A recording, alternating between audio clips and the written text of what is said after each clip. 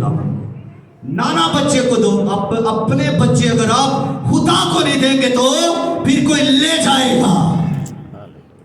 और कौन ले जाएगा जानते हैं?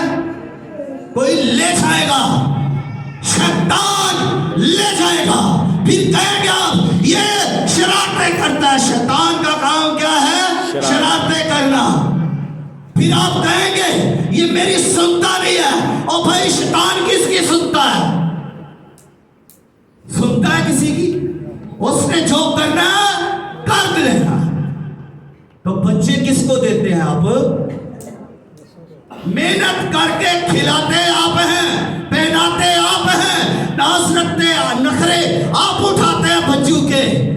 तो फिर पाल पोस कर किसको दे देते हैं?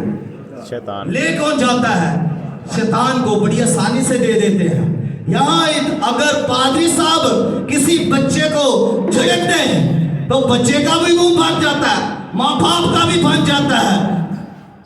तो शैतान ले जाता है। माँ बाप खुश कि चलो हमारी जान छूटी।